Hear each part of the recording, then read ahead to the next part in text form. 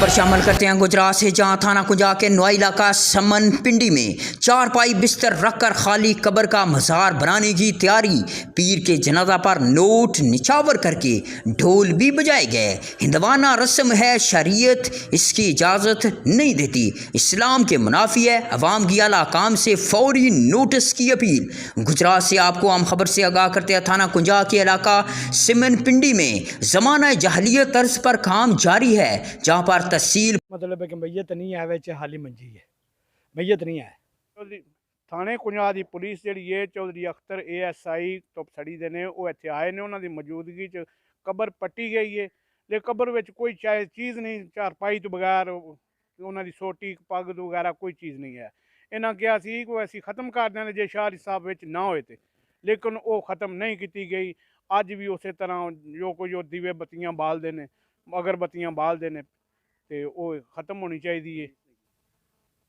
ਪੀਰ ਕਾਸਰ ਸ਼ਾਹ ਸਾਹਿਬ ਫਾਲਗੇ ਦੇ ਰਹਿਣ ਵਾਲੇ ਨੇ। ਇੱਥੇ ਸਮਨ ਪਿੰਡੀ ਉਹਨਾਂ ਦੀ ਪੀਰਾ ਮਰੀਦੀ ਸਨ। ਗੁਜਰਾਤ ਦਾ ਪਿੰਡ ਹੈ ਸਮਨ ਪਿੰਡੀ, ਔਰ ਇਹਨਾਂ ਦਾ ਜਨਾਜ਼ਾ ਹੋਇਆ ਚੌਧਰੀ ਖਾਨ ਕੀਲੇ ਦੀ ਹਵੇਲੀ ਵਿੱਚ। ਔਰ ਜਨਾਜ਼ਾ ਹੋਣੇ ਤੋਂ ਬਾਅਦ ਢੋਲ ਵਗੈਰਾ ਵੀ ਵੱਜੇ ਗਏ, ਔਰ ਇਹਨਾਂ ਦੇ ਪਿਛਲੇ ਵਾਰਸ ਲੈ ਕੇ ਇੱਥੇ ਪੀਰ ਸਾਹਿਬ ਕੋਈ ਨਹੀਂ ਇੰਜੇ ਹੀ ਕਬਰ ਬਣਾਈ ਗਈ ਹੈ। ਐਸੇ ਨੂੰ ਕਬਰ ਬੰਦ ਕਰਕੇ ਉੱਤੇ ਨਜ਼ਰਾਨਾ ਕਰ ਰਹੇ ਨੇ, ਅਗਰਬੱਤੀਆਂ ਲਾ ਰਹੇ ਨੇ, ਮੋਮਬੱਤੀਆਂ ਲਾ ਰਹੇ ਨੇ। ਇਹ ਸ਼ਰੀਅਤ ਜਾਤ ਨਹੀਂ ਦਿੰਦੀ, ਲਿਹਾਜ਼ਾ ਇਹ ਕੁਫਰ ਦੇ ਸ਼ਿਰਕੇ ਵਿੱਚ ਅੱਗੇ ਤਾਂ ਲੋਕੀ ਕਾਫਰ ਸਨ। ਛੋਟੀ ਰੱਖ ਲਓ, ਮੰਜੀ ਰੱਖ ਲਓ, ਤੁਸੀਂ ਪੂਜਾ ਕਰ ਲਓ। ਲਿਹਾਜ਼ਾ ਇੱਕ ਹਾਂ ਲੈ ਕਿਸੇ ਨੂੰ ਇੱਥੇ ਲੈ ਕਿਸੇ ਨਹੀਂ, ਇਹ ਵੀ ਗੱਲ ਉਹਨਾਂ ਸਾਨੂੰ ਆਖੀ।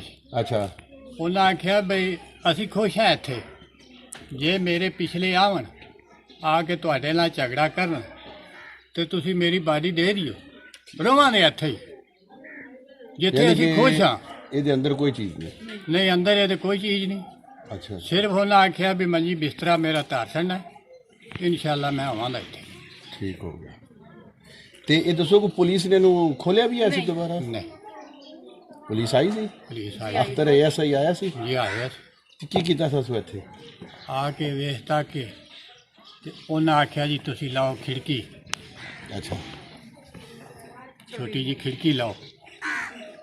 ਅਸਾਂ ਕਿਹਾ ਜੀ ਖਿੜਕੀ ਲਾਈਏ, ਫਿਰ ਉਹ ਤਾਂ ਕੰਮ ਕੋਈ ਨਾ ਰਿਹਾ। ਅੱਛਾ, ऐसा नहीं लाया।